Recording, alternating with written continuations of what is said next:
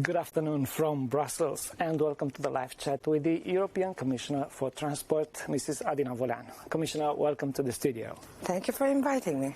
Safe Travels Summer 2020. We wish. This is the title of today's Citizens Dialogue, which we are doing online.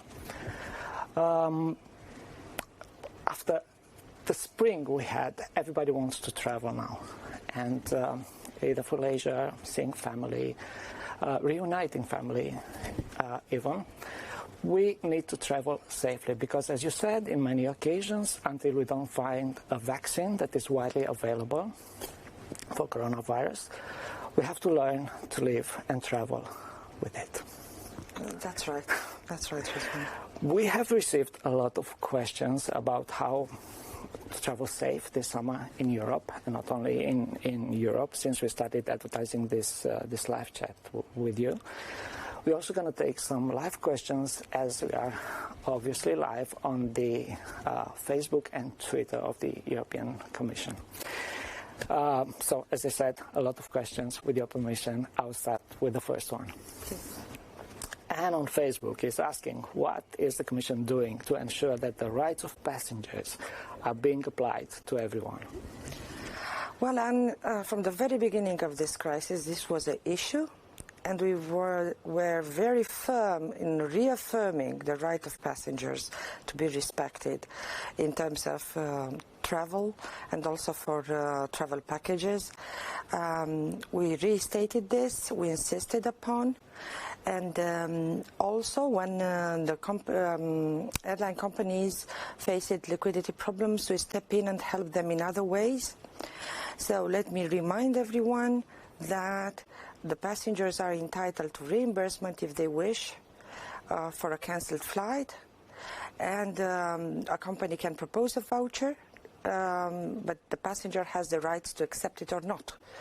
And also we issued some recommendations to the member states, national authorities, how to make the vouchers more attractive for people to opt for a voucher. That means, for example, the voucher to be insured against the insolvency of a company, or a company can make the voucher more attractive by offering more money or a more attractive service instead of the one which was cancelled. So there are ways for those who accept a voucher to have an attractive voucher, but their right to be reimbursed remains by law in European Union. If this right is not respected, I encourage everyone to contact the national authorities, consumer protection, because they have the tools to act against companies who would not apply this European legislation. So national authorities, and to be honest, we have cases in Europe where member states are not active enough, or even they introduce in the legislation some elements which are, in our opinion, against the European law for passenger rights. And that's why on the 2nd of July we issued infringement procedures. We started infringement procedures against 10 member states in order to open the dialogue and try to make them to come back in line and respecting this European legislation. Thank you. And on the same note, Serena and many more on Facebook ask, what should I do to see my rights fulfilled if the airline I booked my trip with is refusing to issue a refund, only offering vouchers? That's exactly what I mentioned previously. The national enforcement bodies in each member state are the ones in charge to make sure that the companies are respecting the right of the passenger. Of course, there is the Office for Consumer Protection at European level. So your national body, if you bought from, let's say, from a company which is not from your member state, and maybe you find it difficult to interact, your national enforcement body, Consumer Protection Office, can contact the European one, which will go against that company which is, let's say, registered in another member state. So there are tools. You have to write to your national authorities because they are the first who should be, which are in charge on defending your rights. Thank you very much. Niam on Facebook, could could a trip in August or September be on the cards? Well, that's the question. That's the question. I think trips are already on cards for many destinations. The European Commission is monitoring and helping member states to take decisions regarding the measures they are taking to allow travel to a certain destination. So I think a lot of people already are thinking, or they booked already holidays. And but I advise you to monitor. We have a site, also the European Commission. You can look on Reopen EU, where you can find information on what is the situation to a potential destination you would choose. You have to inform yourself very well before making a decision where to travel this summer, because we cannot predict. That's unfortunate, but that's the reality. We cannot predict the epidemiological situation in each member state. It varies a lot. And now with exiting measures in place, it's reopening. So we are monitoring the situation. The European Centre for Disease Control is monitoring, but decisions ultimately are made by each member state. And as we can see, for example, in Belgium, they issue advice each week. So for this week we know what's the situation and the advice, but next week this might change. So I would suggest inform very well before traveling, because unfortunately the situation is hard to predict. I understand. We move on to Pierre on Twitter, who just boarded a flight and says no temperature control before boarding is unbelievable with this pandemic situation. Are there mandatory rules for airlines regarding temperature and masks, for instance? There are, but not for temperature, because the European Commission, I mean, I'm talking here not about the transport people, because it's not directly our prerogative, but we are working with the European Centre for Disease Control, with DG Sante, so the health part of the experts of European Commission. And then with safety agencies in transport, like Aviation Safety Agency, or for rail, or for in developing, and we developed these guidelines for how to make the travel safe. The control of the temperature we do not consider is effective, so that's why it's not part of the mandatory measures for traveling in any mode of transportation. But I'm aware that some member states decided to introduce this kind of controls. So that's why it might be for NAM a bit weird to see in one member state a mandatory temperature control and in another probably not. But it's not at European level. We have others, the wearing of the mask, disinfection of surfaces, and hands, sanitizing all the time as much as possible, maintaining a physical distance between travelers. All these things are in a practice already, I would say, also in terminals and in aircrafts or in trains, but not the temperature. But wear the mask. Of course, that was for Pierre on Twitter and for many others who asked this question about safety measures. Well, many people ask about the airlines cancelling the flights, selling tickets on uncertain routes, and then cancelling, and after that refusing to reimburse the passengers. We have Andreas, Thomas, JT on Facebook, to name just a few. And some others I've heard already directly from, because that's a new thing. There are a lot of consumers now with restarting the traveling, the air travel. This kind of situation emerged. I would say here that it's not necessarily, or I hope it's not intentional, but I hope it's, or at least I can believe at this stage, well, people are still reluctant to travel. It might be that it's also hard for a company to predict the demand, that it might be that it's selling a ticket and then, I don't know, the flight for various reasons is cancelled.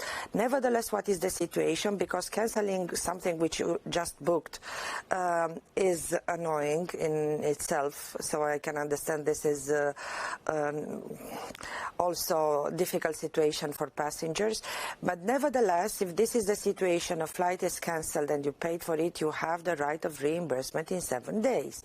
And again, if this right is not respected, you should address to your national enforcing body, to the Consumer Protection Office, to try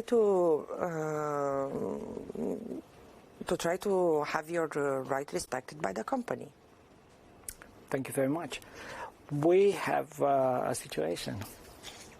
Somebody on Facebook asked, is that possible to travel from the United States to Italy to meet a girlfriend? Could this be inserted in the essential travel? Well, I sympathize with the situation, let's say, but of course it's hard for the Commission to decide exactly. When we are talking about essential travel, we are thinking, for example, for workers, for doctors, for those who are supplying essential goods. I can understand that from his point of view, this is an essential travel. And it's more difficult to talk about travel from outside European Union, because while right now the lockdowns inside European Union are sort of phased out, and with the free movement inside the European Union, the decision to open to certain countries is very tricky. And it needs to be done in a coordinated way. And I think at this stage the recommendation does not include accepting travel from the United States. But probably this would change accordingly with the advice of epidemiologists. I understand, and I believe we're gonna have more questions on this, because I saw what we received during the week. A lot of people want to meet their loved ones in Europe. Let's see what we can do about them.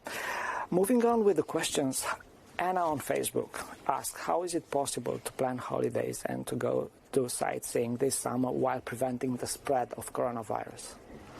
By respecting the recommendations, because as we discussed at the beginning of our chat, as long as we do not have a vaccine, and we know that to develop a vaccine against this virus, it will take time, as for each vaccine.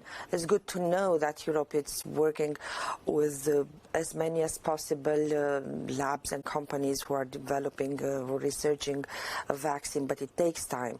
As long as we don't have a convincing or a very effective treatment to recommend and available for many, we have to live with the virus. So travel with the virus, go to work with the virus, use your bus with the virus, and that's it. But if you respect the recommendations of safety, wear a mask, disinfect your hands, keep the distance, I think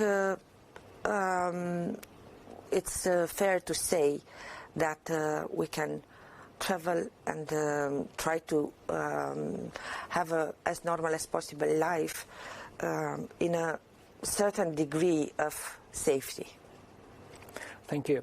Dragan on Twitter, I have been informed today that Greece has suspended EU passenger rights legislation under EC 261 from 2004. This means you are not covered in case of flight cancellations and refunds will not be offered.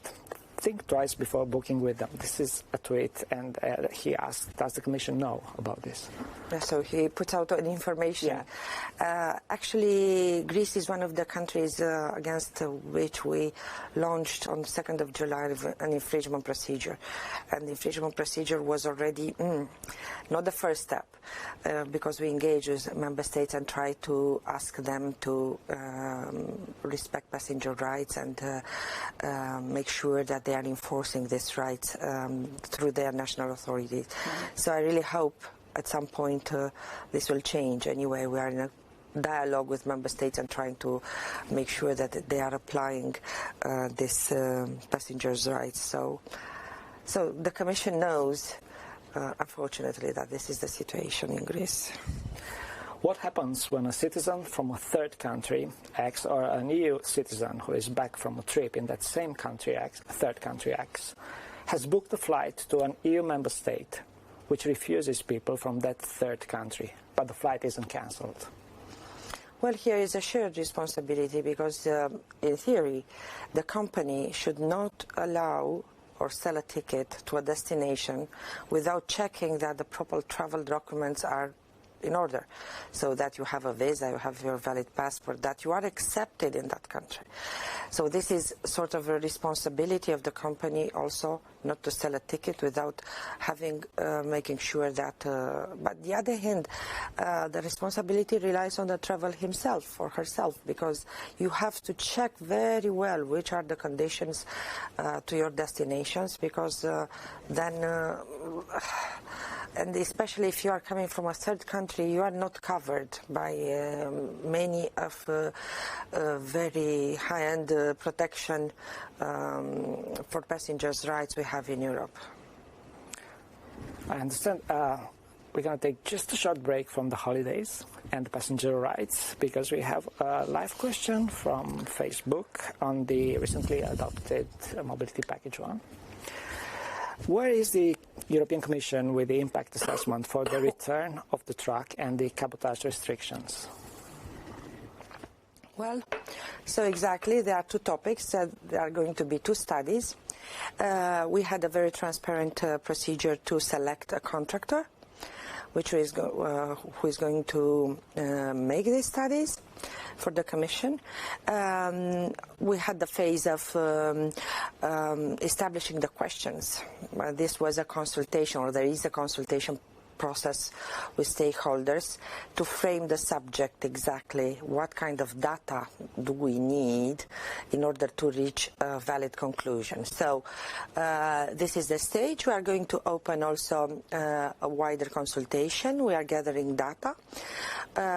So we are hoping that by, I don't know, let's say for the last phase, maybe end of August, 5 weeks, so somewhere at the beginning of October we'll have the data gathered, and then we can put forward, I hope by the end of the year, an analysis of this data concerning the return of the truck and cabotage.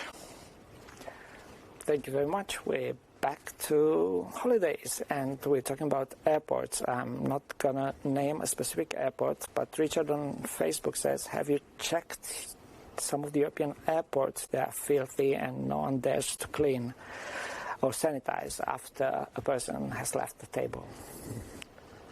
I'm sure this is the case in many places. What we are doing, we issued guidelines for the airports. We are in how to organize the flows and sanitizing and measures of security inside the airport. So we have guidelines for them. We have a program of several airports pilot programs through the European Agency for Safety in Aviation, EASA. Where the EASA is going, actually, it's involving itself in the organization of an airport in order to make sure these kind of measures are implemented. So are several airports. And we are in direct contact and discussion with the Association of the European airports to see what are the issues they are facing. But I have seen pictures in some places where things are going very well, and in some places where things are going terribly bad. So it depends also a lot on the national authorities, because they are the first to make sure that the airports are respecting the guidance in what measures they should implement for the safety of travelers. Thank you very much. Philip on Facebook. Is an airline entitled to ask your reason for travel if you have all the correct travel documents? No, I don't think so. I don't think so. It might be the reason to travel. It might be for commercial purposes. when we tick a box and say, are you traveling for leisure, for business, it might be also sort of a commercial basis. It might be that someone might want to determine if you are an essential traveler, as I said. If you are a doctor going to volunteer or help or transport to medicine or something, then of course you might be allowed in a country which otherwise does not allow travelers coming from a certain destination. So it might be the case, but or else I don't see why a company would ask why you are traveling. I understand. Okay, we are nearing the end of this live chat in English. We must inform the audience that we will continue in Romanian after a short break. But I have one last question. You have answered it before, but it's really worth repeating again the answer. What is the deadline for reimbursing passengers whose flights were cancelled? According to the law, 7 days. 7 days. Well, Commissioner, the work continue here in Brussels at the European Commission. I'm sure this summer you will take a holiday. I wish you a nice holiday, and to all our viewers who have watched us until now, all the best. I'm joining you in these wishes. All the best. Bye-bye.